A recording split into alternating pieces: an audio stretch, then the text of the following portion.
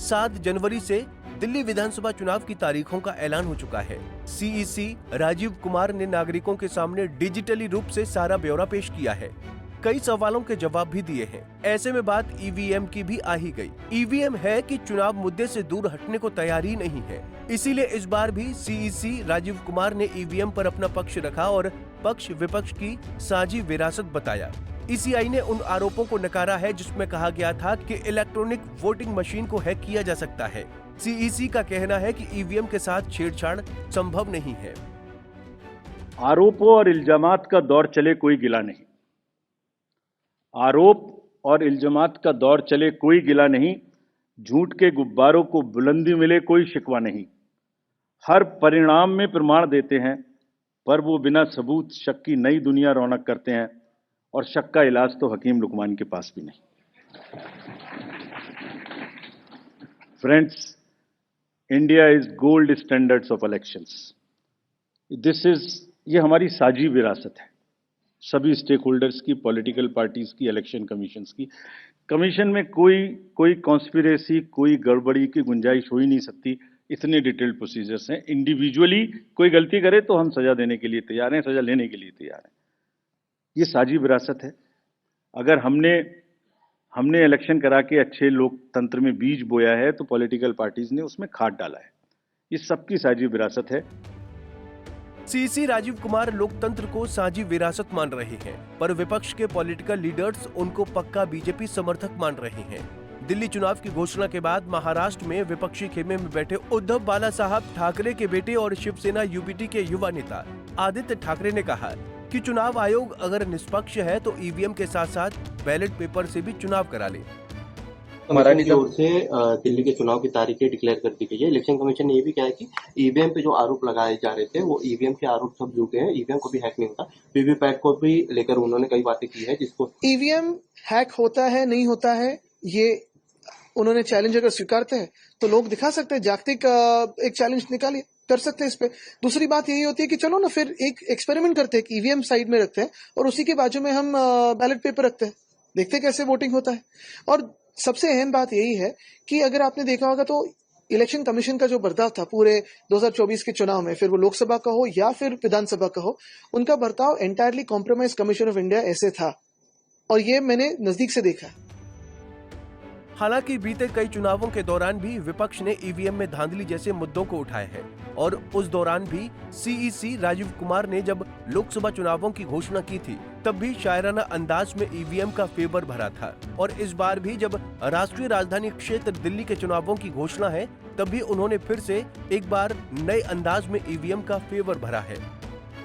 मैं कुछ शायराना अंदाज में कह सकता तो ऐसे कहता, सब सवाल अहमियत रखते हैं, जवाब तो बनता है।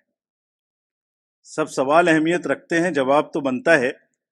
आदतन कलम बंद जवाब देते रहे, आज रूबरू भी बनता है। क्या पता कल हम हो ना हो, आज जवाब तो बनता है। आज जवाब तो बनता है कि वो भी जीतती हैं। अगर उसको भी शायराना अंदाज में कहा जाता तो कैसे कहते, ये मैं कहने की कोशिश फिर से करता हूँ। वो जानते हैं वो जीत चुके हैं, उन्हें पता है। कर न सकें इकरार तो कोई बात नहीं, मेरी वफा का उनको एतबार तो है। शिकायत भले ही उनकी मजबूरी हो, मगर सुनना, सहना, सुलझाना हमारी आदत तो है। जाने से पहले इरशाद, आरोपों और इल्जामात का दौर चले कोई गिला नहीं। आरोप और इल्जामात का दौर चले कोई गिला नहीं। झूठ के गुब्बारों को बुलंदी मिले कोई शिकवा नहीं। हर परिणाम में प्रमाण देते हैं, पर वो बिना सबूत शक की नई दुनिया रौनक करते हैं, और शक का इलाज तो हकीम लुकमान के पास भी नहीं। सीईसी के इस शायराना अंदाज पर और ईवीएम पर उनके पॉइंट ऑफ व्यू को लेकर विपक्ष इस बार भी विपरा नजर आ रहा है। दिल्ली में सीएम आतिशी की विधानसभा सीट कालकाजी से कांग्रेस की दिग्गज उम्मीदवार नेत्री अलका लांबा ने सीईसी के बयान की प्रतिक्रिया देते हुए कहा कि ईवीएम सब कुछ है, अगर कोई दिक्कत आएगी तो सवाल पूछे जाएंगे और चुनाव आयोग जवाब देगा। तो वहीं दिल्ली में ही दूसरे सीनियर्स कांग्रेस लीडर संदीप दीक्षित का कहना है कि चुनाव आयोग कैसे कह सकता है कि धांधली नहीं हो सकती। जब भी मैं प्रचार करने जाता हूं तो कई लोग मुझसे कहते हैं कि आप वोट क्यों मांग रहे हैं, जब तक ईवीएम नहीं हटेगी वोट बीजेपी को ही जाएगा, कोई दूसरी पार्टी नहीं जीतेगी। देखो साहब, रिगिंग नहीं होती है ये कैसे कह सकते हैं? रिगिंग का मतलब होता है कि ऐसा वोट डल जाए जो शायद वोटर स्टेशन तक ना आया हो। और देखो, रिगिंग पहले भी जो होती थी, जब इलेक्ट्रॉनिक नहीं था तो भी इंसान ही करते थे, जिसको हम लोग बूथ कैप्चर कहते थे, डंपिंग कहते थे। तब भी पीठासीन अधिकारी होते थे, वो क्या करते थे, जो उसमें जो वर्चस्व होता था जिस पार्टी का, उसके लोग जबरदस्ती वोट डाल देते थे। जबरदस्ती अभी भी वोट डाल सकता है, तो ये इनके कह देने से कि रिगिंग नहीं होती है, ये तो बात मैं बिल्कुल नहीं मानूंगा। ठीक है, ये आज हम इसलिए बात कर रहे हैं क्योंकि चुनाव के बाद जब पॉलिटिकल पार्टियां बात करती हैं तो एक बात अलग हो जाती है, इसलिए हम पहले ही चुनावों से पहले इस बात को लोगों के दिमाग से, पॉलिटिकल पार्टीज के दिमाग से भ्रम हटाना चाहते हैं। देखिए, भ्रम केवल पॉलिटिकल पार्टीज में नहीं है, आम जनता में है। आप वो भ्रम हटा दो। हम तो ये कह रहे हैं, मैं तो कैंपेन जब भी करने जाता हूँ, बहुत से लोग मुझसे कहते हैं कि साहब आप वोट क्यों मांग रहे हैं, वोट तो बीजेपी को जाएगा। जब तक ईवीएम नहीं हटेगा कोई और पार्टी नहीं जीतेगी। सामान्य जन, कोई कांग्रेस के कार्यकर्ता नहीं, आम आदमी पार्टी के कार्यकर्ता नहीं, किसी और पार्टी के कार्यकर्ता नहीं, सामान्य जन इस बात को कहते हैं। तो मेरा तो इलेक्शन कमीशन से ये है कि उनका संदेह मिटा दीजिए, अगर आपको लगता है कि सब कुछ सच है। और अगर प्रोसेस इतना आपका अच्छा है तो लोगों में संदेह क्यों हो रहा है, ये भी तो सवाल बनता है।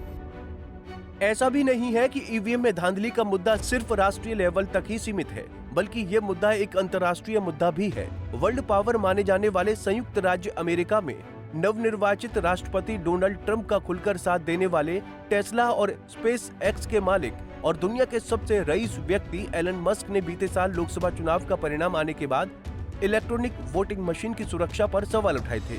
उन्होंने कहा था कि ईवीएम को हैक किया जा सकता है, वोटिंग मशीनों से चुनाव धांधली की जाती है, राज्यों को केवल बैलेट पेपर का ही इस्तेमाल करना चाहिए और वोटों को हाथ से गिना जाना चाहिए। कंप्यूटर प्रोग्राम पर भरोसा नहीं किया जा सकता क्योंकि इन्हें हैक करना आसान है। ईवीएम पर एलन मस्क के इस विचार को अब लोग सीईसी राजीव कुमार के विचार से जोड़कर देख रहे हैं, जिसमें एक कंपैरिजन वाली स्थिति उत्पन्न हो रही है जो सोचने पर कहीं न कहीं विवश भी करती है।